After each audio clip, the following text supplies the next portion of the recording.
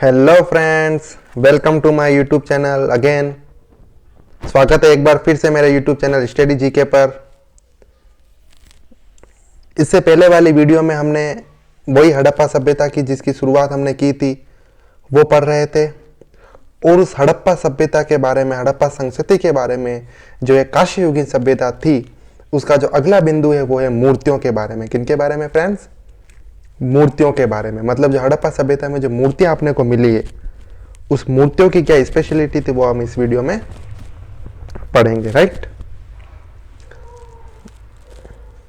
हड़प्पा के कारीगरों, हमने पढ़ा था पहले हड़प्पा के कारीगर के बारे में, शिल्पकार के बारे में पढ़ा कि किस किस प्रकार के कारीगर और शिल्पकार जो है हड़प्पा सभ्यता में मिले हैं, राइट। तो हड़प्पा के कारीगरों ने धातुओं की खूबसूरत छवियां बनाई। लेकिन मूर्तियां किसकी बनी हुई थी? धातुओं की। या तो धातुओं की या तो धातुओं की बनी थी या फिर मिट्टी की बनी थी। यानी जो मूर्तियां है वो मिट्टी की और धातु की, दोनों की बनी हुई थी। तो हड़प्पा के कारीगरों ने धातुओं की खूबसूरत छवियां बनाई। कांस्य निर्मित एक महिला नर्तक इसका सबसे अच्छा उदाहरण है। उन्होंने एक मूर्ति बनाई थी, उसमें सबसे बेस्ट एग्जाम्पल इन्होंने दिया है नर्तकी की मूर्ति। किसकी मूर्ति? नर्तकी की मूर्ति। नर्तकी की मूर्ति मिली एक जो कांस्य निर्मित है, और वो जो है सबसे बेस्ट मूर्ति जो है, इसका एग्जाम्पल हड़प्पा सभ्यता का यहां बताया गया है।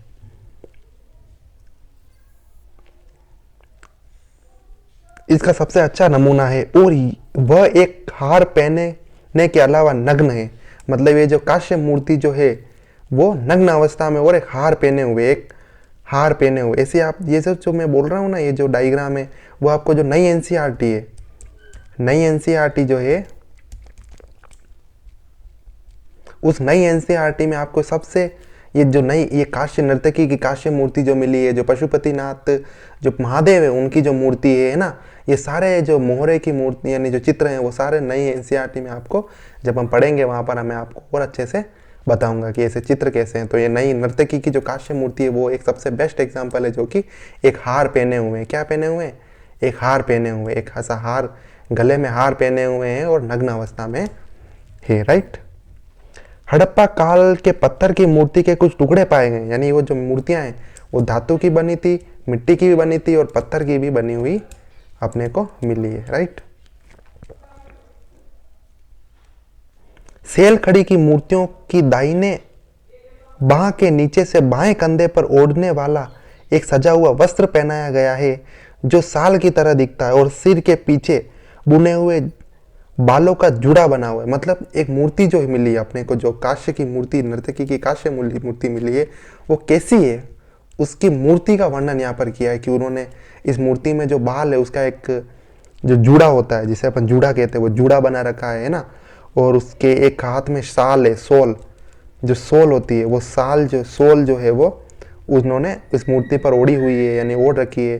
तो इस मूर्ति का वर्णन किया है कि वो मूर्ति जो है दिखने में कैसी है, राइट। ये सारे जो चित्र है वो आपको नई एनसीईआरटी जो उसमें अच्छी तरह से समझ में आएंगे। नई एनसीईआरटी में चित्र भी दिए गए, मतलब जो नई एनसीईआरटी में उसमें अच्छे से चित्र भी दिए गए ताकि आप उसको समझ सको, राइट। मैंने बताया नई एनसीईआरटी का इंपॉर्टेंस क्या है, मैंने फर्स्ट वाली वीडियो में बताया था आपको कि नई एनसीईआरटी का इंपॉर्टेंस क्या है और ओल्ड एनसीईआरटी का इंपॉर्टेंस क्या है, राइट।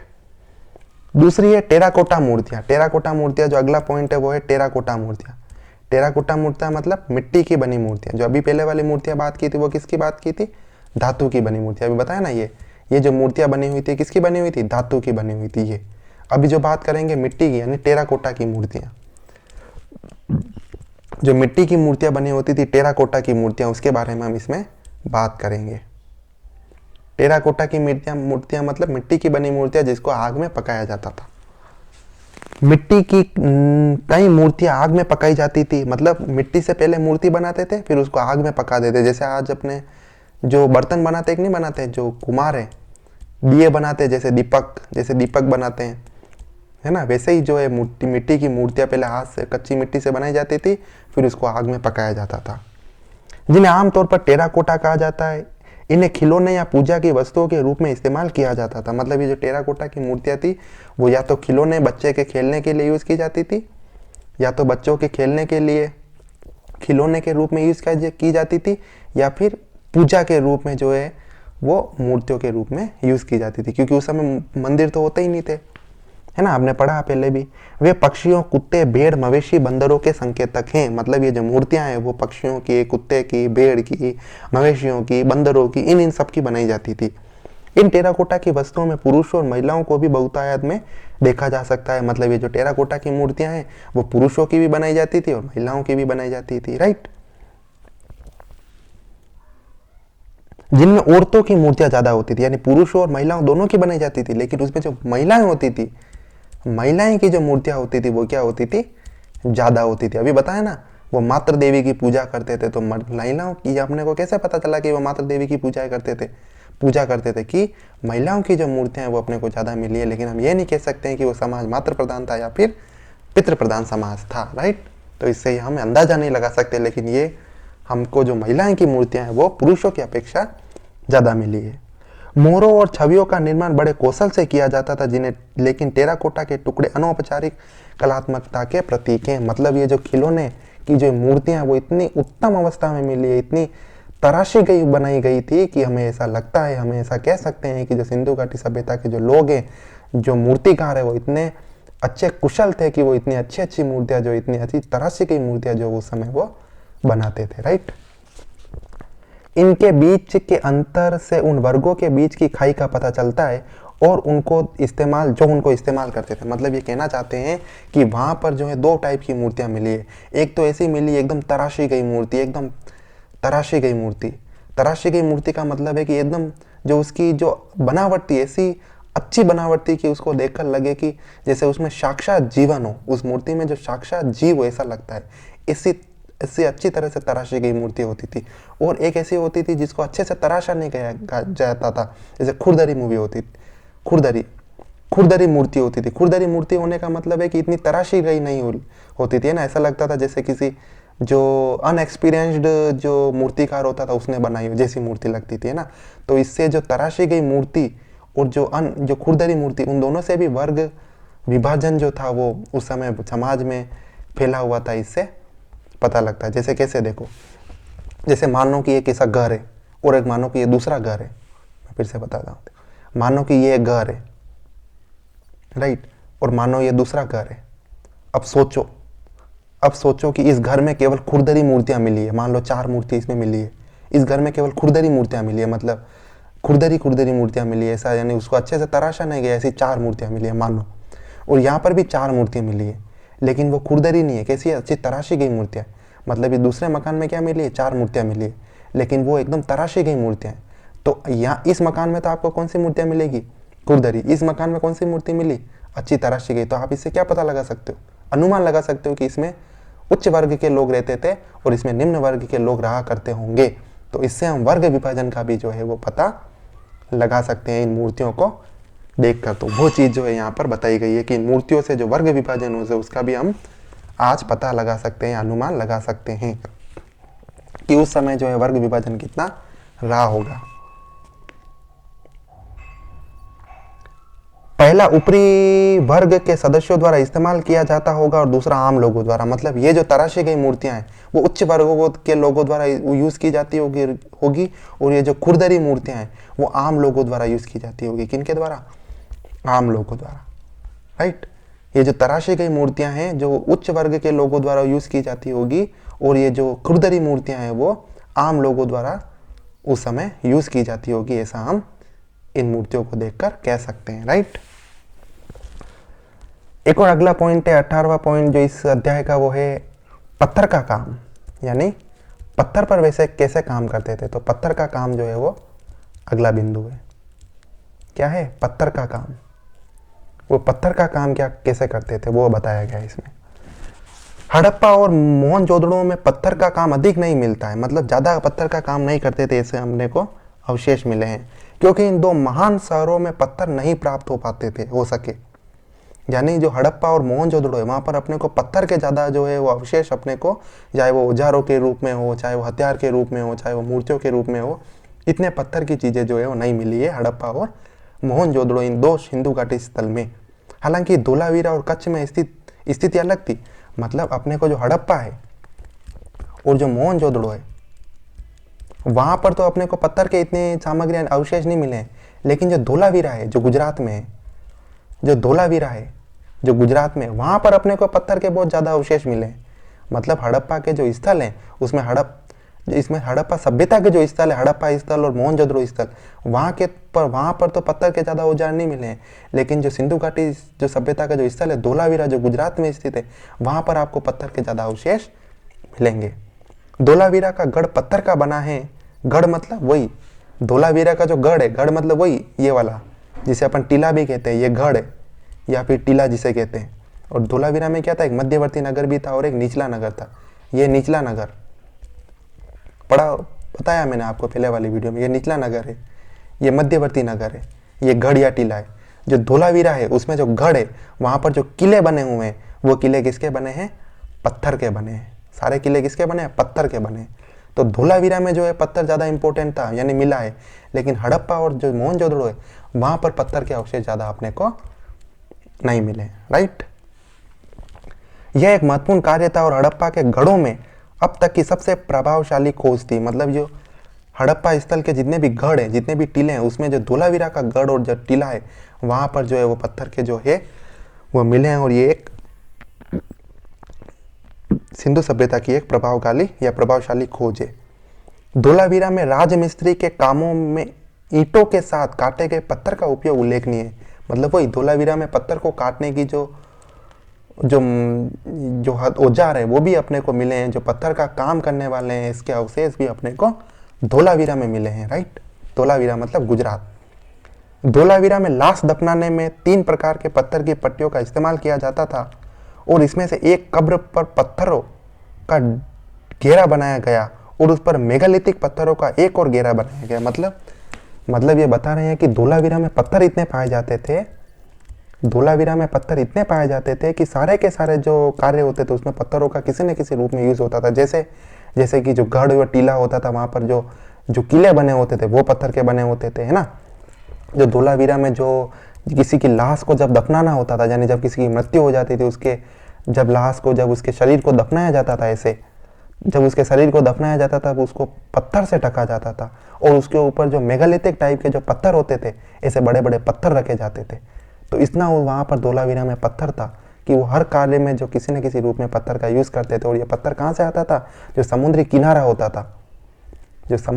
होता था वहाँ पर जो पत्थर भली भांति और अच्छी मात्रा में पाया जाता था। इसीलिए जो धोलावीरा है वहाँ पर जो है पत्थर का यूज़ ज़्यादा होता था, जबकि हड़प्पा और जो मोहनजोदड़ो जो पाकिस्तानी इलाकों में फैले हुए हैं वहाँ पर पत्थर जो है वो कम मात्रा में पाया गया है। राइट, समझ में आया दोस्तों, पत्थर का काम हड़प्पा सभ्यता में कैसे किया जाता था और किन किन क्षेत्रों में पत्थर जो है वो मौजूद था और किन क्षेत्रों में नहीं था।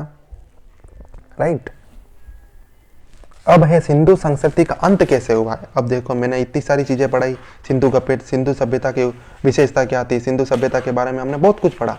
अब हम पढ़ेंगे भाई सिंधु सभ्यता का अंत कैसे हुआ, सिंधु संस्कृति का अंत कैसे हुआ, वो लिखा हुआ है ना। तो ये 19वां पॉइंट का आंसर है सिंधु संस्कृति का अंत। सिंधु संस्कृति का अंत, सिंधु संस्कृति का अंत कैसे हुआ वो इसमें बताया गया। राइट, विकसित हड़प्पा संस्कृति आमतौर पर 2500 से लेकर 1900 ईसा पूर्व के बीच मौजूद थी। मैंने अभी पहले आपको बताया इससे पहले वाली वीडियो में कि हड़प्पा संस्कृति जो थी, जो सिंधु संस्कृति थी, वो 3 भागों में विभाजित थी। पहले तो थी पूर्व, एक थी विकसित, राइट, एक थी विकसित और एक थी उत्तर। अब ये कह रहे हैं कि जो विकसित हड़प्पा सभ्यता थी, जो विकसित हड़प्पा सभ्यता थी वो कब, उसकी अवधि कहाँ से बताई जाती है, 2500 से लेकर 1900 ईसा पूर्व। राइट, 2500 से लेकर 1900 ईसा पूर्व की बताई जाती है। बाकी हड़प्पा सिंधु घाटी सभ्यता की जो तिथि कहाँ बताई जाती है 2700 से लेकर 1700। पढ़ा कि नहीं पढ़ा, तो इसमें 2700 में से 1700 किसकी है, पूरी की पूरी सिंधु सभ्यता की, और 2500 से लेकर 1900 किसकी है, केवल और केवल विकसित। मतलब 2700 से लेकर 2500 तक किसकी है, पूर्व की, और 1900 से लेकर 1700 तक किसकी है, उत्तर की, और 2500 से लेकर 1900 किसकी है, विकसित की। मतलब इसके तीनों के काल भी बता देता हूँ। देखो मैं 2700 से लेकर 2500 BC तक ये किसकी है, पूर्व की, और 2500 से लेकर 1900 तक ये किसकी है? BC, विकसित हड़प्पा सभ्यता का काल। और उत्तर सभ्यता का काल कितना है? 1900 से लेकर 1700 BC। समझ में आया?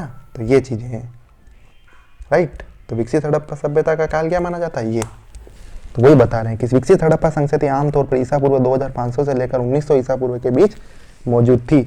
प्रतीत होता है कि उस पूरे अंतराल में संपूर्ण जीवन शैली में समान उपकरण, औजार और घर मौजूद थे। मतलब जो विकसित हड़प्पा सभ्यता थी उस समय जो थे, जो हड़प्पा सभ्यता व सिंधु घाटी सभ्यता के जितने भी स्थल है वहाँ पर समान प्रकार के उपकरण मिले हैं, समान प्रकार के औजार मिले हैं, राइट। समान प्रकार के उपकरण, समान प्रकार के औजार अपने को मिले हैं और समान प्रकार के जो घर है, घर, औजार और उपकरण जो है लगभग सभी स्थल पर जो है सिंधु घाटी सभ्यता के सभी स्थल पर क्या थे? समान थे, मतलब एक जैसे थे। पूरी जीवन शैली एक समान थी, मतलब जो उनकी सभी हड़प्पा स्थल ये जो, अगर मैं भारत का एक नक्शा बनाऊं, अगर मैं भारत का नक्शा बनाऊं तो भारत की हड़प्पा सभ्यता कहाँ फैली हुई? यहाँ फैली हुई। इस सारे स्थल पर जो ये घर है, उपकरण है, जो ये औजार है, वो सभी एक समान थे। जीवन शैली जो एक समान थी, एक तरह की शहर योजना थी, शहरी जो योजना थी वो एक जैसी थी, जो मोहरे जो थी वो एक जैसी थी। एक तरह की जो टेराकोटा मिट्टी की जो मूर्तियां बनी हुई थी, जिन्हें मिट्टी को पका कर बनाया जाता वो भी एक समान थी। और समान चमकीले लंबी ब्लेडें थी, मतलब जो चमकीली ब्लेडें थी वो भी लगभग सभी पूरे जो हड़प्पा कालीन स्थल है सभी स्थलों में क्या थी? एक समान थी, यानी सभी चीजें जो लगभग थी एक समान थी। हालांकि यह एक रूपता वाले दृष्टिकोण बहुत दूर तक नहीं जा सकते। मतलब ये जो एक रूपता थी वो लंबे समय तक नहीं थी, कुछ समय यानी विकसित जो हड़प्पा काल था उस समय तक ही मौजूद थी। मोहनजोदड़ो काल में कुछ समय बाद बर्तनों में परिवर्तन दिखने लगा। मतलब जो विकसित हड़प्पा सभ्यता है उसमें जो ये चीजें थी वो एक समान थी कुछ समय के लिए, लेकिन बाद में इनमें परिवर्तन भी अपने को दिखने लगा, जो कि क्षेत्रीय जो परिवर्तन था वो इसमें आने लगा। क्षेत्रीय परिवर्तन का मतलब है कि जिन जिन क्षेत्रों में पत्थर, अगर मान लो किसी क्षेत्र में ज़्यादा है तो पत्थर के वहाँ ज़्यादा यूज़ किया जाएगा। मान लो किसी क्षेत्र में अगर ज़्यादा गर्मी पड़ती है तो इस हिसाब से जो उसकी यानी जो क्षेत्रीय विशेषता है वो ऐसे उसको प्रभावित करती थी, राइट।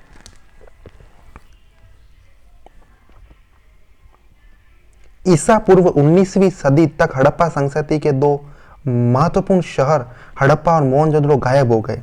ईसा पूर्व 19वीं शताब्दी मतलब वही जब विकसित हड़प्पा सभ्यता का अंत धीरे धीरे होने लगा, तब तक जो मोहनजोदड़ो और हड़प्पा शहर है वो धीरे धीरे गायब हो गए। लेकिन अन्य स्थलों पर हड़प्पा संस्कृति धीरे धीरे खत्म हुई, यानी कि 1900 ईस्वी तक। मतलब जैसे जैसे जब धीरे धीरे जो विकसित हड़प्पा सभ्यता थी वो धीरे धीरे जब खत्म होने लगी, वैसे वैसे जो सिंधु घाटी सभ्यता है उसके दो बड़े स्थल हड़प्पा और मोहनजोदड़ो जो वो धीरे धीरे खत्म हो गए, मतलब वो एकदम खत्म हो गए। लेकिन जो दूसरे जो सिंधु घाटी सभ्यता के जो स्थल थे वो एकदम खत्म नहीं हुए, और वो क्या हुए? धीरे धीरे जो है वो खत्म हुए। जैसे कि कालीबंगन हो गया, है ना, धोलावीरा हो गया, कोट दीजी हो गया, इनका अंत एकदम से नहीं हुआ, इनका अंत क्या हुआ? धीरे धीरे हुआ। जबकि जो हड़प्पा और मोहनजोदड़ो उनका अंत कैसे हुआ? एकदम से खत्म हो गए वो, है ना, एकदम से गायब हो गए वो। लेकिन अन्य स्थलों का पर हड़प्पा संस्कृति धीरे धीरे खत्म हुई। गुजरात, राजस्थान, हरियाणा, पश्चिम उत्तर प्रदेश के बाहरी क्षेत्रों में ईसा पूर्व 1500 तक यह खत्म होते होते जारी रही। मतलब ये कहना चाहते हैं कि जो हड़प्पा और मोहनजोदड़ो जो शहर थे उनका अंत जो है वो 1900 BC तक खत्म हो गए पूरी तरह। जबकि जो दूसरे शहर थे वो 1700 के बाद जो 1500 ईसा पूर्व है यानी 1500 BC है, जब वैदिक सभ्यता का काल शुरू हुआ, तब तक भी जो हड़प्पा संस्कृति के जो दूसरे शहर थे, जो धोलावीरा, कोट दीजी, है ना, कांगेडोर, सूरकोतदा, ये जो शहर थे वो 1500 ईस्वी के आसपास भी क्या हुए? चलते रहे, राइट। यानी उनका अंत जो है वो धीरे धीरे हुआ। इस सांस्कृतिक पतन का कोई एक कारण ढूंढना मुश्किल है। मतलब ये जो हड़प्पा संस्कृति का जो पतन हुआ इसका कोई एक कारण ढूंढना मुश्किल है। मतलब इसके बहुत सारे कारण जो है वो बताए जाते हैं इतिहासकारों व पुरातत्वविदों द्वारा, राइट। अब इसमें से अपन कारण पढ़ेंगे, ये कारण भी पूछे जाते हैं एग्जाम में। पर्यावरण इसका महत्वपूर्ण कारण हो सकता है। पहला कारण बताया जाता है पर्यावरण इसका महत्वपूर्ण कारण हो सकता है। हड़प्पा क्षेत्र में यमुना और सतलज दोनों ईसा पूर्व 1700 के आसपास सरस्वती या हकरा से दूर चली गई। मतलब ये जो यमुना और सतलज नदियां हैं वो जो सरस्वती नदी और हकरा नदी है उससे क्या हो गई? दूर चली गई। दूर चली जाने का मतलब है जो उनका बहाव था उस बहाव की जो दिशा थी वो चेंज हो गई। पहले ये यमुना और सतलज नदी किस में मिलती थी? सिंधु नदी में मिलती थी। अब धीरे धीरे ये कहाँ है, दूर की तरफ चली गई, यानी सिंधु नदी से थोड़ी दूर जाती हुई इसकी धारा जो है परिवर्तित हो गई, अर्थात जल आपूर्ति में कमी आ गई। अब जैसे जैसे यमुना नदी और सतलज नदी जैसे जैसे दूर जाने लगी सरस्वती नदी से, है ना, तो वैसे वैसे क्या हो गई, सिंधु नदी में जो जल की जो मात्रा है वो धीरे धीरे कम होने लगी, और सिंधु नदी में जो उतना जल उपलब्ध नहीं होने लगा जो कि वहाँ के लोगों की आवश्यकताओं की पूर्ति कर सके।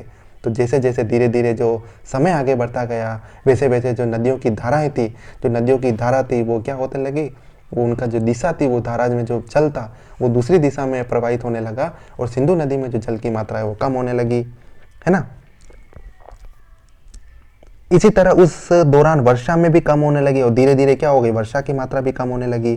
मोहनजोदड़ो में बाढ़ के मद्देनजर कुछ लोग सिंधु में बांध निर्माण की बात करते हैं। कुछ लोग कहते हैं कि सिंधु नदी में जो मोहनजोदड़ो स्थल था वहां पर बाढ़ आ गई थी, है ना, जो वो बांध बनाया गया। हमने पहले पढ़ाया था मैंने आपको कि वहाँ के जो लोग थे वो सिंधु नदी के आसपास क्या बड़ी बड़ी दीवार बना देते थे, ऐसे बढ़ाया ना पहले मैंने आपको पहले वाली वीडियो में। तो सिंधु नदी के आसपास ही बड़ी बड़ी दीवार बना देते थे ताकि कभी फ्यूचर में सिंधु नदी के पास बाढ़ आए तो वो जो उनके शहर थे वो डूबे नहीं। लेकिन बाद में ये जो दीवारें थी वो क्या हो गई, सिंधु नदी में बाढ़ के कारण भी टूट गई, और जो ये मोहनजोदड़ो जो शहर था वो क्या हो गया, पूरी की तरह डूब गया उस बाढ़ में। ये हमने मूवी में भी देखा था, जो मोहनजोदड़ो मूवी आई थी उसमें, है ना दोस्तों। ये कारक प्रतिकूल साबित हुए होंगे, लेकिन मानवीय गतिविधियों में असफलता की अनदेखी नहीं की जा सकती। मतलब ये कह रहे हैं कि ये जितने भी ये पर्यावरण यानी जो सिंधु घाटी सभ्यता के जो नष्ट होने के जो कारण मैंने बताए, जैसे कि या तो हो सकता है वो बाढ़ से आई हो, या फिर हो सकता है वर्षा की मात्रा कम हो गई हो, है ना, या फिर हो सकता है कि नदियों ने अपना मार्ग परिवर्तन कर दिया हो।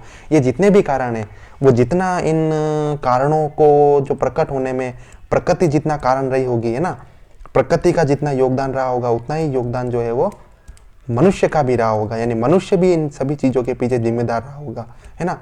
ये मनुष्यों ने वनों को काट दिया, इसके कारण वर्षा कम होने लगी, यानी मनुष्य भी एक कारण रहा है हड़प्पा सभ्यता के अंत में, कि जो नदियों की धाराएं वो चेंज होने लगी। क्यों होने लगी, क्योंकि शहर के नए नए शहर बसने लगे, है ना, तो नए शहरों के बसने के कारण क्या हो गई, नदियों की धारा चेंज हो गई, है ना, जो वर्षा की मात्रा है वो कम हो गई। क्यों कम हो गई, क्योंकि वहाँ के लोगों ने कृषि योग्य भूमि में जो जंगल है उन्हें परिवर्तन करने के लिए जंगलों को काटना शुरू कर दिया, जिसके कारण क्या हुआ, वर्षा कम होने लगी, है ना। तो ये जो कारण है वो प्रकृति के साथ साथ मनुष्य भी इनके पीछे क्या है, जिम्मेदार है, वो चीज यहाँ पर कही गई है, राइट। यानी मनुष्यों को भी अनदेखा नहीं किया जा सकता। ऐसा प्रतीत होता है कि मेसोपोटामिया के ज्यादा दूर होने के कारण समुद्री व्यापार में अचानक अंत से शिल्प की कला का व्यापार और वाणिज्य खत्म हो गया होगा। कुछ लोग मानते हैं कि व्यापार के कारण ये खत्म हो गई होगी, कुछ लोग मानते हैं कि व्यापार के कारण खत्म हो गई, कुछ लोग कहते हैं कि जो सिंधु सभ्यता में जो व्यापार इतना भली भांति से यानी प्रचलित था, यानी सिंधु सभ्यता के लोग क्या करते थे, मैंने पहले वाली वीडियो में बताया था कि सिंधु सभ्यता के जो लोग थे वो ज्यादातर किस पर फोकस करते थे, शासन करने पर फोकस नहीं करते थे, ज्यादातर फोकस करते थे व्यापार करने पर, कैसे न कैसे व्यापार को बढ़ाया जाए। लेकिन जो इतिहासकार है वो कहते हैं कि सिंधु सभ्यता का अंत इसलिए हुआ क्योंकि उस समय जो मेसोपोटामिया के बीच और सिंधु सभ्यता के जो बीच जो उस समय जो व्यापार चलता था वो धीरे धीरे क्या कम होने लगा। धीरे धीरे जो व्यापार है वो ठप होने लगा, और इस व्यापार के ठप होने से, व्यापार के कम होने से जो सिंधु सभ्यता है वो धीरे धीरे पतन की तरफ बढ़ने लगी। ऐसे ये कारण दिए जाते हैं, राइट। लापिस, लाजुली और मोती इत्यादि राजशाही वस्तुओं का व्यापार मुख्य रूप से एलाम से होता था, जो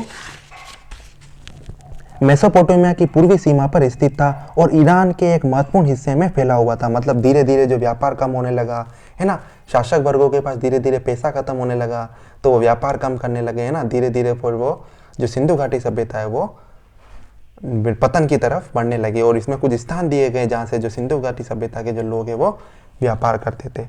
ईसा पूर्व 2000 के आसपास एलाम के एक शक्तिशाली राज्य के रूप में उभरने से हड़प्पा सामग्री का मेसोपोटामिया से में आयात निर्माण बाधित हुआ।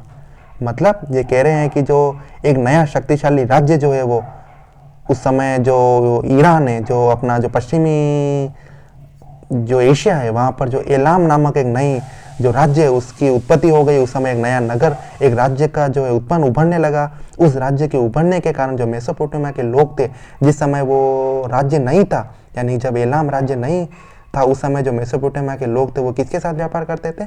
सिंधु घाटी सभ्यता के लोगों के साथ व्यापार करते थे।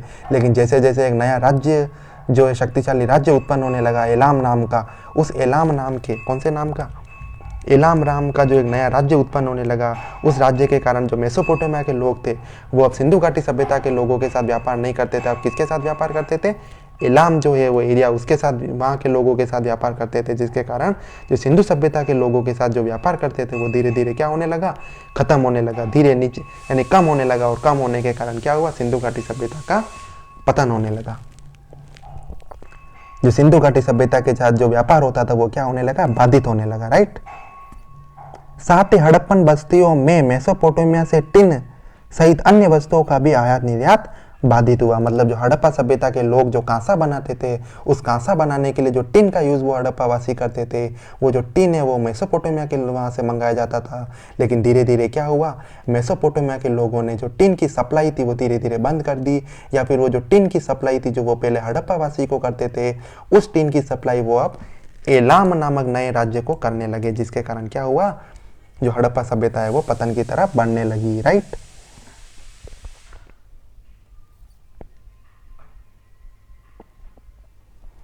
हड़प्पा क्षेत्र में कठोर पदार्थों, खासकर पत्थर के मोती बनाए गए और बाहर भेजे गए।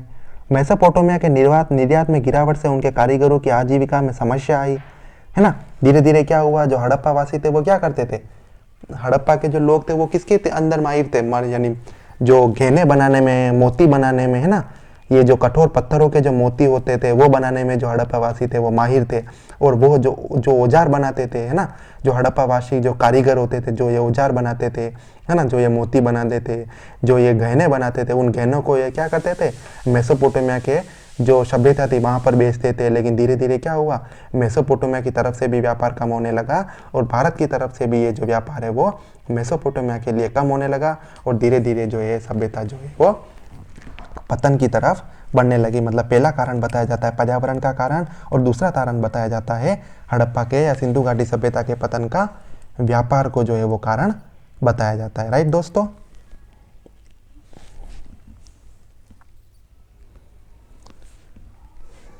तो इससे क्या हुआ? जैसे जैसे ये जो पत्थर के मोती है, गहने हैं, वो धीरे धीरे, जैसे कि मेसोपोटामिया की जब सभ्यता है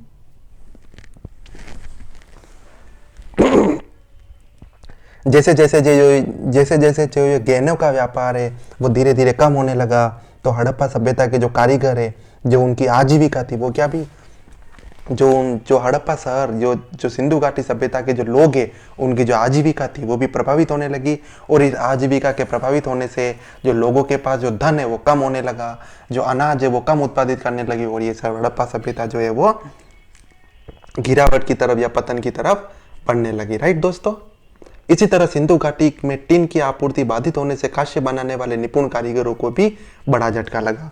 मतलब जो व्यापारी उस समय जो कारीगर थे, तीसरा किसको कारण बताया जाता है? कारीगर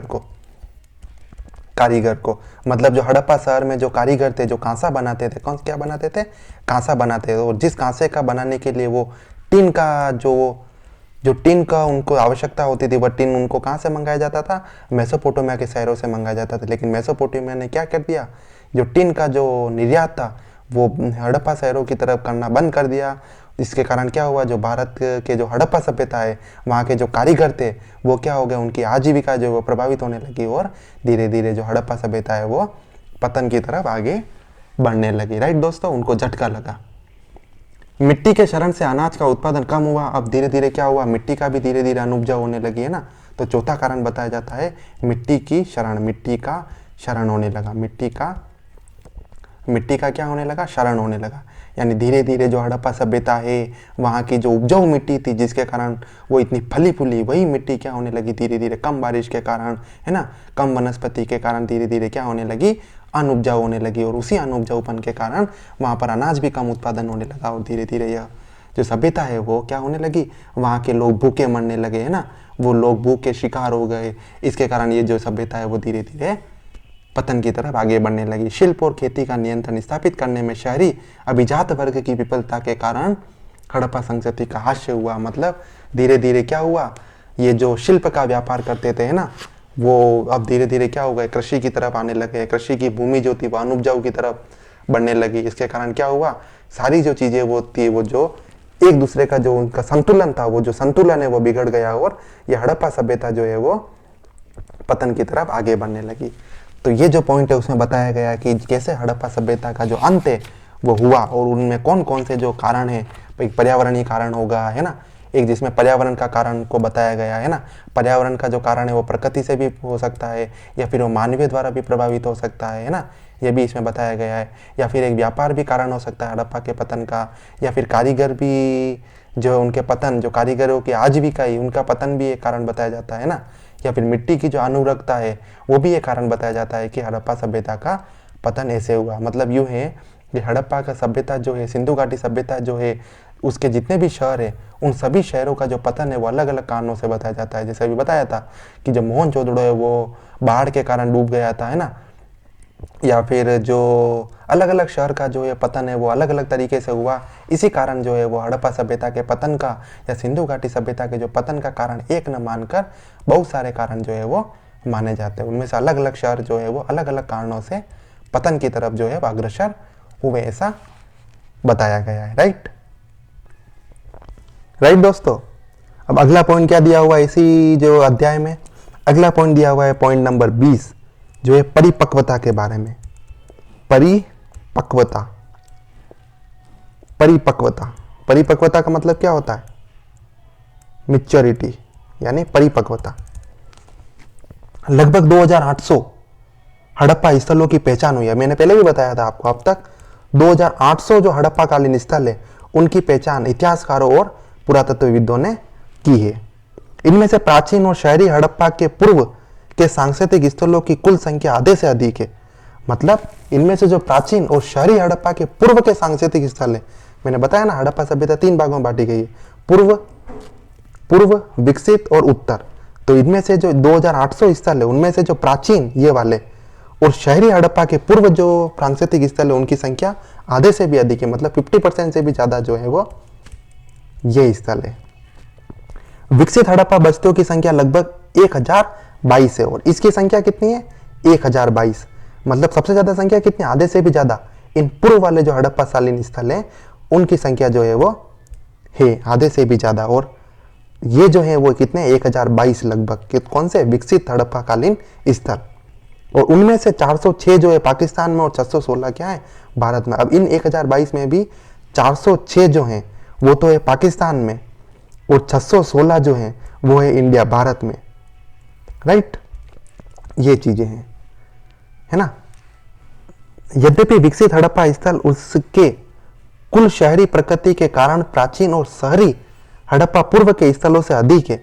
मतलब ये जो विकसित हड़प्पा सभ्यता के जो स्थल हैं वो क्या हैं, उनके कुल शहरी प्रकृति के कारण और प्राचीन यानी ये जो है वो उनकी जो संख्या है, भली जो है पूर्व वालों की ज्यादा है। जो पूर्व हड़प्पा कालीन स्थल है उनकी संख्या भली ज्यादा है, लेकिन जो क्षेत्र है, जितने क्षेत्र में फैली हुई जो विकसित हड़प्पा कालीन स्थल है उनका क्षेत्र ज्यादा है, उनका हेक्टेयर जो है वो ज्यादा है और ये ज्यादा विकसित अवस्था में है। विकसित हड़प्पा स्थलों का कुल क्षेत्र प्राचीन तथा शहरी पूर्व स्थल की तुलना में बड़ा है। मतलब इनकी जो संख्या है, जो पूर्व हड़प्पा कालीन स्थलों की जो संख्या है वो भले 50% से ज्यादा है, लेकिन जो ज्यादा क्षेत्र में जो फैली हुई जो स्थल है वो विकसित हड़प्पा कालीन सभ्यता के स्थल है। चाहे वो 1022 ही स्थल है, मगर उनका जो क्षेत्रफल है वो दूसरे के कंपैरिजन में क्या है, पूर्व और उत्तर के कंपैरिजन में क्या है, ज्यादा है। राइट, पूर्व हड़प्पा कालीन स्थल और जो उत्तर हड़प्पा कालीन स्थल है उनके कंपैरिजन में जो विकसित हड़प्पा कालीन स्थल है उनका जो क्षेत्रफल है वो क्या है, ज्यादा है। राइट दोस्तों, हड़प्पा शहर सुनियोजित विकास के प्रतीक है। जो अब हड़प्पा जो शहर है वो सुनियोजित, सुनियोजित का मतलब होता है व्यवस्थित। सुनियोजित का मतलब क्या होता है, व्यवस्थित। सुनियोजित मतलब हड़प्पा कालीन जो शहर है वो सुनियोजित विकास के लिए फेमस है। सुनियोजित मतलब सुनियोजित नगर है, सुनियोजित जल व्यवस्था है, सुनियोजित नाली की व्यवस्था है, तो वो सुनियोजित विकास के प्रतीक है। सुनियोजित विकास का मतलब है वहां पर जो विकास हुआ है वो एकदम सिस्टमेटिक हुआ है ना, एकदम मैपिंग बनाकर, पहले मैपिंग की गई होगी उसकी, फिर वहां पर शहरों को बसाया गया है वो। जबकि उसके समकक्ष मेसोपोटामिया एक अनियोजित विकास को दर्शाती है। मतलब उसके समकालीन जो मेसोपोटामिया की सभ्यता थी हड़प्पा सभ्यता के जो स्थल थे वो एक सुनियोजित स्थल को बताते हैं। सुनियोजित स्थल का मतलब है कि वहां पर जो शहर बसाए गए थे, वहां पर जो नालियां बनाई गई थी, है ना, वहां पर जो अन्नागार बनाए गए थे, है ना, जो वहां पर घर बनाए गए थे, जो मकान बनाए गए थे, वो एकदम सुनियोजित मतलब प्लानिंग करके बनाए गए थे। कैसे बनाए गए थे? प्लानिंग करके बनाए गए थे। जबकि जो मेसोपोटामिया के जो शहर है ना, जो मेसोपोटामिया के जो शहर थे वो अनप्लान्ड सिटी थी, अनप्लान्ड सिटी थी। मेसोपोटामिया की क्या थी? अनप्लान्ड सिटी थी। और जो सिंधु सभ्यता और जो हड़प्पा शालीन स्थल थे वो क्या थे? प्लान सिटी थी, यानी प्लान करके बनाए गए थे। हड़प्पा शहरों में ईंटों से बने स्नानागारों, कुओं के साथ साथ सीढ़ियां वाले आयताकार घर पाए गए हैं, लेकिन पश्चिमी एशिया के शहरों में ऐसा नगर नियोजित स्पष्ट नहीं है। पश्चिमी एशिया मतलब जो मेसोपोटामिया के नगर है वो सुनियोजित नहीं है, वो बता रहे हैं। नोस में क्रेट के अलावा पुरातन काल में शायद ही कोई ऐसी उत्कृष्ट जल निकासी प्रणाली का निर्माण हुआ हो जैसा हड़प्पा स्थल में था। पश्चिमी एशिया के लोग भी हड़प्पा के लोगों की तरह ही पक्की ईंटों के उपयोग से भी कौशल नहीं दिखाई गए हैं। मतलब पश्चिमी एशिया मतलब मेसोपोटामिया के, मिस्र की सभ्यता के जो लोग हैं, जैसे हड़प्पा सभ्यता के लोग पक्की ईंटों का उपयोग नहीं करते थे, वैसे ये भी पक्की ईंटों के उपयोग से कौशल नहीं दिखाए गए हैं। हड़प्पा ने विशेष प्रकार की मिट्टी के जरिए अपने खुद के बर्तनों और मोहरों का निर्माण किया, और इससे भी आगे बढ़कर उन्होंने अपनी लिपि का आविष्कार किया, जो न तो मिस्र में था और न ही मेसोपोटामिया में था। राइट, यानी कि जैसे वो मोहर और जैसे बर्तन वो बनाते थे, जैसी लिपि का उपयोग वो करते थे, वैसी लिपि, वैसे मोहर, वैसे बर्तन यानी इतनी अच्छी अवस्था में न तो मिस्र में थे न मेसोपोटामिया में उस समय कालीन में थे। मतलब विकसित, यानी जो हड़प्पा सभ्यता वो कितनी परिपक्व थी, कैसी विकसित थी, वो यहाँ पर बताया गया है कि दूसरी सभ्यताओं से कंपैरिजन कर यहाँ पर बताया गया है। राइट, हड़प्पा की भांति या इतने व्यापक क्षेत्र में कोई भी समकालीन संस्कृति नहीं पनपी।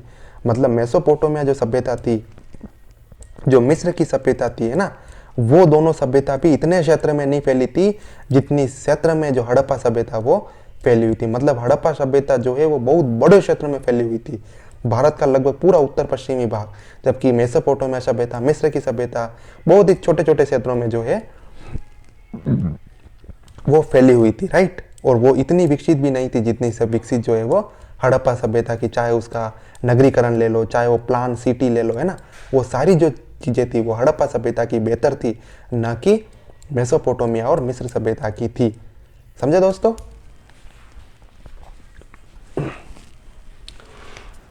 एक और इसमें अगला पॉइंट आता है, ये सिंपल सी चीजें, मतलब ये बता रहे हैं कि हड़प्पा सभ्यता जब परिपक्व कैसी थी, मतलब दूसरी सभ्यताओं से भी बहुत अच्छी मात्रा में परिपक्व थी, अच्छी मात्रा में फली फूली हुई थी, और अच्छी मात्रा में श्रेष्ठ जो सभ्यता थी वो हड़प्पा सभ्यता उस समय में थी।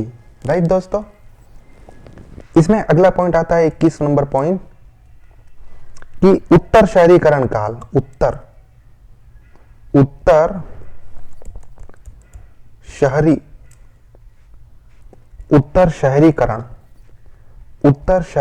का काल, उत्तर शहरीकरण का काल मतलब जो हड़प्पा कालीन सभ्यता थी, यानी जो सिंधु घाटी सभ्यता थी, उसका जो उत्तर हड़प्पा कालीन सभ्यता है उसकी बात कर रहा हूं। मतलब सबसे पहले क्या थी? पूर्व हड़प्पा कालीन सभ्यता, विकसित हड़प्पा कालीन सभ्यता और उत्तर हड़प्पा कालीन सभ्यता। तो मैं अभी इसकी बात कर रहा हूं। किसकी? इसकी। राइट, इसकी बात अपन अभी कर रहे हैं, उत्तर शहरीकरण का काल। ईसा पूर्व 1900 तक हड़प्पा संस्कृति विकसित हुई। मतलब यहां तक मैंने अभी काल भी बताया था पहले आपको कि ये 2700 से लेकर 2500 ईसा पूर्व तक, राइट, और ये 2500 से लेकर 1900 ईसा पूर्व तक, और ये 1900 से लेकर 1700 या 1500 ईसा पूर्व तक इसका काल माना जाता है। तो ये इसकी बात हो रही है। ये अभी हम इसकी बात करेंगे इसमें, अभी हम किसकी बात करेंगे? इसकी बात करेंगे इसमें।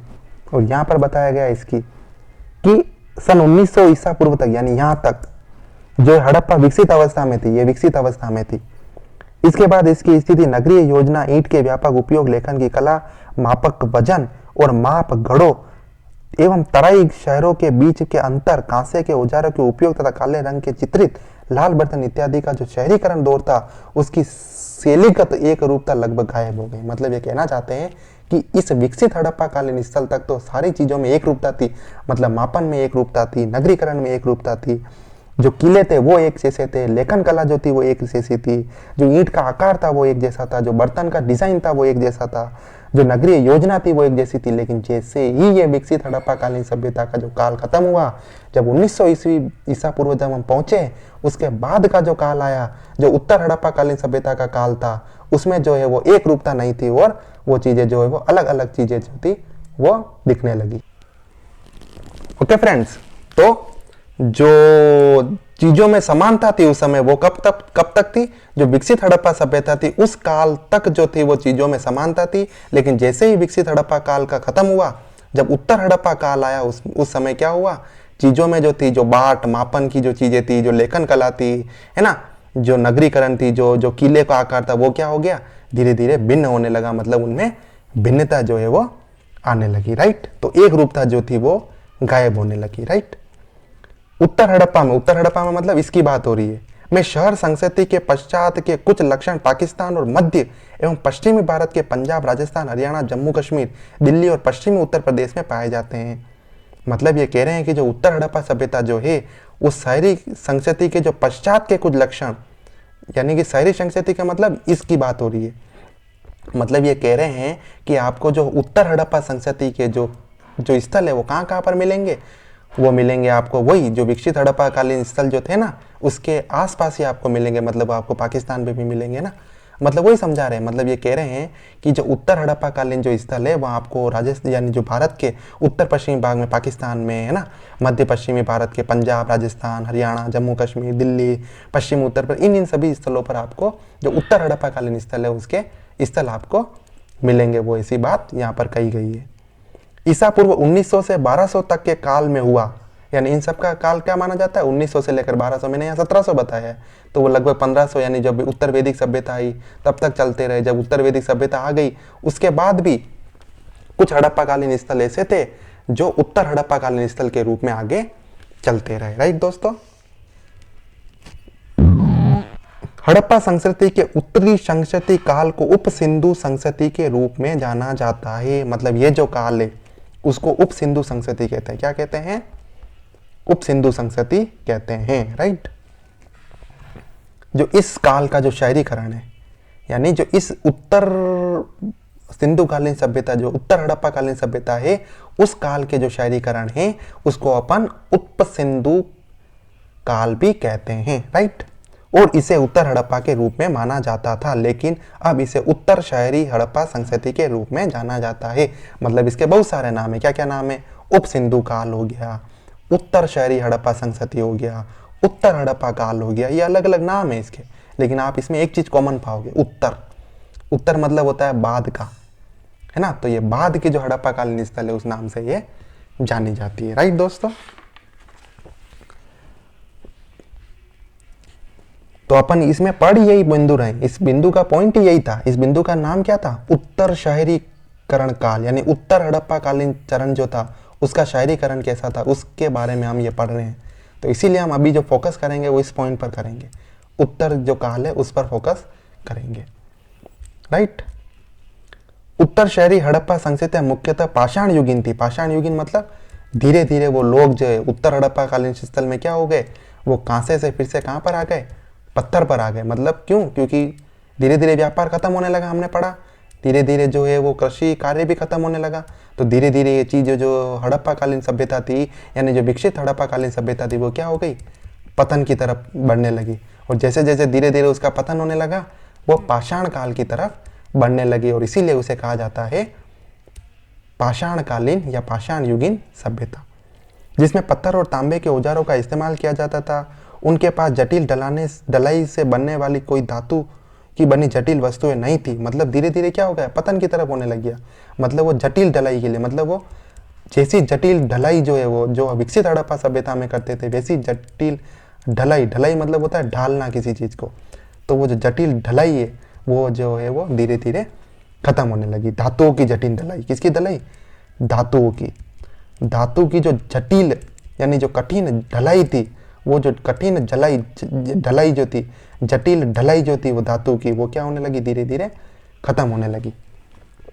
हालांकि उनके पास कुल्हाड़ी, छेनी, चाकू, चूड़ियां, टेढ़े, उस्तरे मछली फंसाने की बंसी और भाले थे, मतलब फिर भी वो छोटी छोटी चीज़ों का तो उस समय भी उत्पादन करते थे।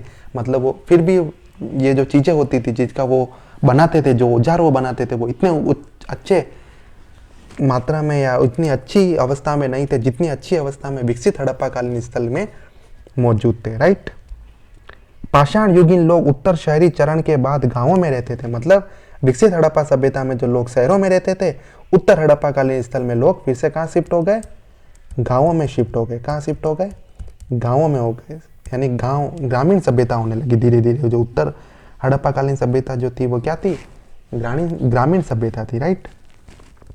वे कृषि, भंडारण, शिकार और मछली पर निर्भर थे। मतलब वो कृषि भी करते थे, स्टोरेज भी करते थे, भंडारण, शिकार भी करते थे, मछली भी पकड़ते थे, वो सब चीज़ें करते थे, लेकिन उतनी उन्नत अवस्था में नहीं करते थे जितनी उन्नत अवस्था में जो विकसित हड़प्पाकालीन स्थल के लोग करते थे। संभवतः ग्रामीण क्षेत्रों में धातु के कामों की कारीगरी ने के प्रसार ने कृषि और बस्तियों का प्रसार किया। गुजरात के प्रभास, पाटन यानी सोमनाथ और रंगपुर जैसे कुछ स्थान हड़प्पा संस्कृति के प्रत्यक्ष उदाहरण को दर्शाते हैं।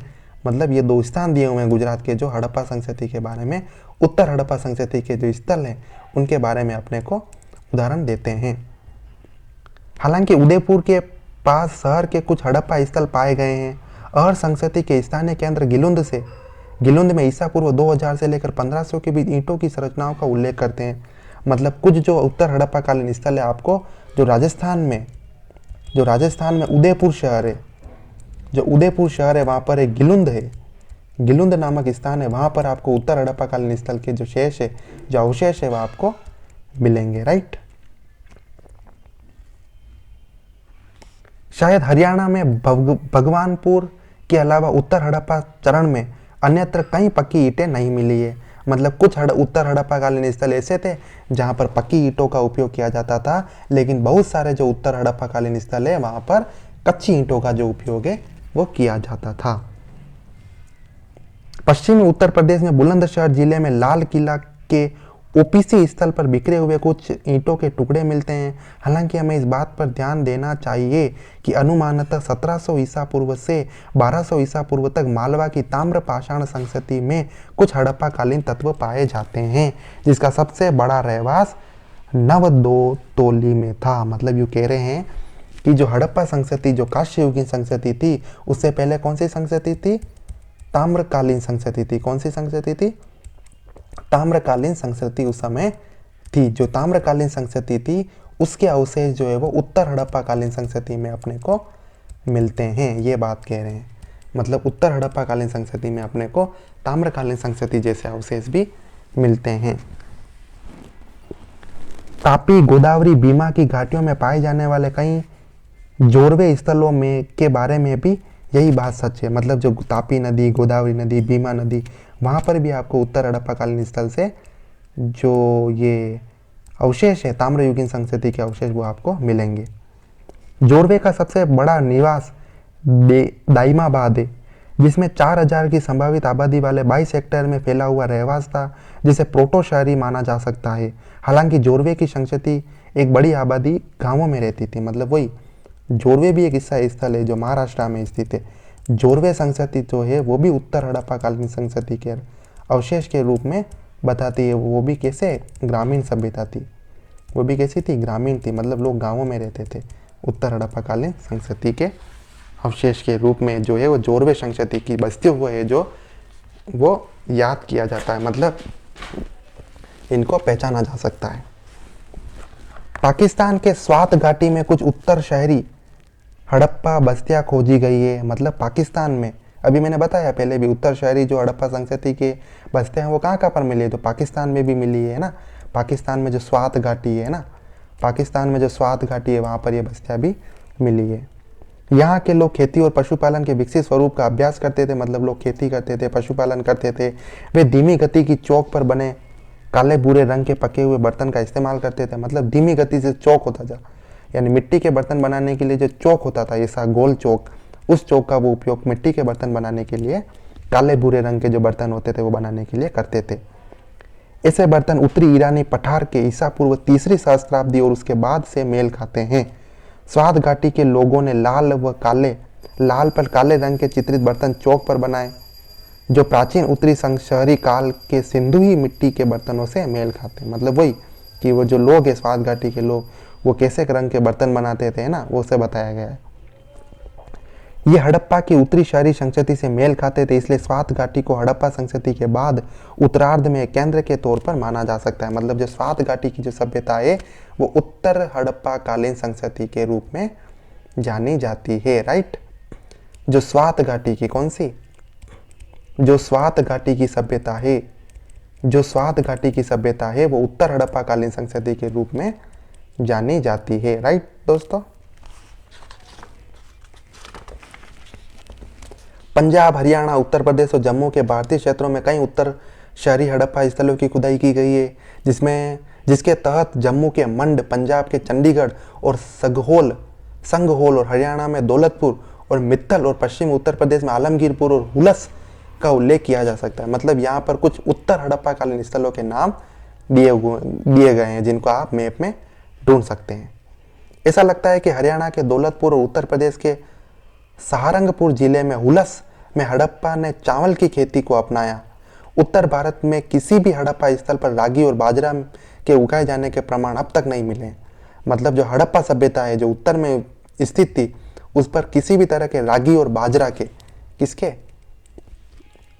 रागी और बाजरा के जो अवशेष हैं वो हड़प्पा सभ्यता में उगाए जाते थे, इसके अवशेष जो अपने को बिल्कुल भी नहीं मिले हैं, राइट। आलमगीरपुर में हड़प्पा संस्कृति के बाद के लोग शायद कपास का उत्पादन करते थे, जैसा कि हड़प्पा बर्तनों पर कपड़ा नुमा शैली के अनुमान से लगाया जा सकता है। मतलब जो हड़प्पा वासी जो थे वो कपास का उत्पादन करते थे। इसका पता अपने को कैसे चलता है, वहां पर हमें कुछ ऐसी मूर्तियां मिली है, ऐसी है ना, ऐसी पुरुष की जो मूर्तियां मिली है, ऐसी पुरुष की जो मूर्तियां मिली है ना, ऐसी पुरुष की मूर्तियां मिली है। इस पुरुष की मूर्तियों को कैसे ऐसे चद्दर पे ओढ़े हुए दिखाया गया है, ऐसे चद्दर ओढ़े हुए, से जो सोल होता है नहीं होता सोल, ऐसे सोल ओढ़े हुए दिखाया गया है। और ऐसा अनुमान, ऐसा कहते हैं कि जो सोल है वो किसका बना है, कपास का बना है। किसका बना है, कपास का बना है ये सोल। तो ये सोल कपास का बना है, इसका मतलब क्या है, उस समय लोग कपास का उत्पादन करते होंगे, तभी तो ये सोल कपास का बना है। तो ऐसे सोल ओढ़े हुए दिखाया गया ये। तो ये सोल जो है ऐसा अनुमान लगाते हैं कि कपास का बना हुआ है, इसका मतलब लोग जो है कपास का उत्पादन करते थे, लेकिन रागी का और बाजरे का उत्पादन वो उस समय नहीं करते थे, राइट। उत्तरी और पूर्वी क्षेत्रों में उत्तर शहरी या उसके बाद के हड़प्पा स्थलों में पाए जाने वाले चित्रित हड़प्पा बर्तनों पर कम जटिल डिजाइन मिलते हैं। मतलब जो उत्तर हड़प्पा कालीन संस्कृति के जो बर्तन है वो इतने डिजाइन किए हुए नहीं है, जितने डिजाइन किए हुए अच्छी मात्रा में जो अच्छे अवस्था में जो बर्तन अपने को विकसित हड़प्पा कालीन संस्कृति में मिले हैं। हालांकि कुछ नए बर्तनों के स्वरूप भी मिलते हैं।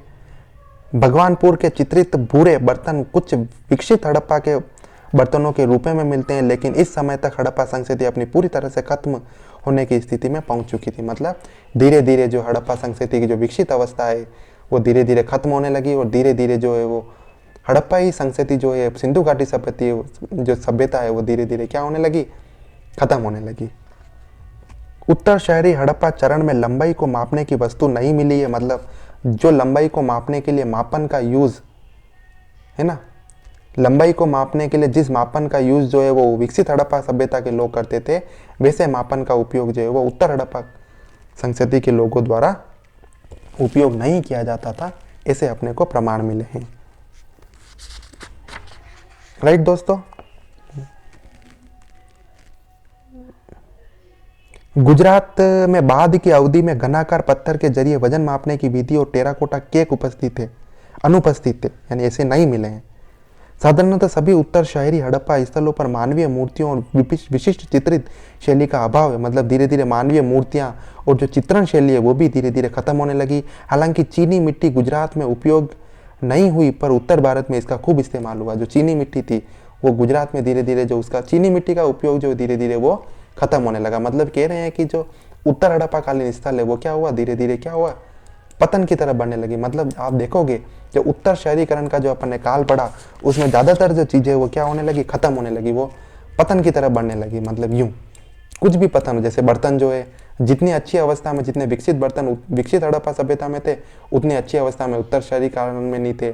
जितनी अच्छी कृषि विकसित हड़प्पा सभ्यता में की जाती थी उतनी अच्छी कृषि उत्तर हड़प्पा संस्कृति में नहीं की जाती थी। कोई भी चीज हो, जितने अच्छे औजार विकसित हड़प्पा सभ्यता में थे उतने अच्छे औजार उत्तर हड़प्पा कालीन संस्कृति में नहीं मिले।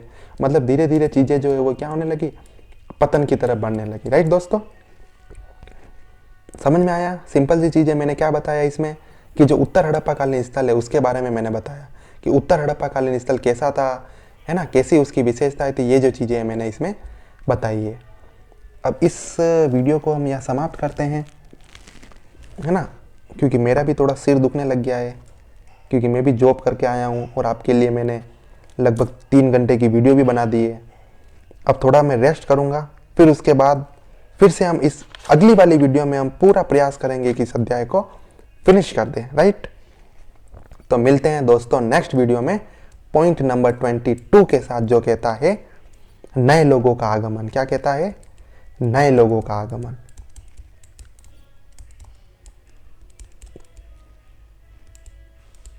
नए लोगों का आगमन। नए लोगों का आगमन का मतलब है कि जब हड़प्पा संस्कृति, जो हड़प्पा सभ्यता है वो धीरे धीरे खत्म होने लगी, वैसे वैसे नई संस्कृति आई। कौन सी संस्कृति आई? वैदिक संस्कृति आई। कौन सी संस्कृति आई? वैदिक संस्कृति। तो वैदिक संस्कृति में जो किसके लिए जानी जाती है? आर्यों के कारण फेमस है। तो आर्य जो है वो नए लोग हैं। तो नए लोगों का आगमन मतलब आर्यों के बारे में हम इस अध्याय में पढ़ेंगे। राइट दोस्तों, तो इसके बारे में हम अगली वीडियो में पढ़ेंगे और कोशिश करेंगे कि जो पूरा अध्याय वो हम फिनिश कर दें। तो मिलते हैं आपसे नेक्स्ट वीडियो में, तब तक के लिए बाय बाय।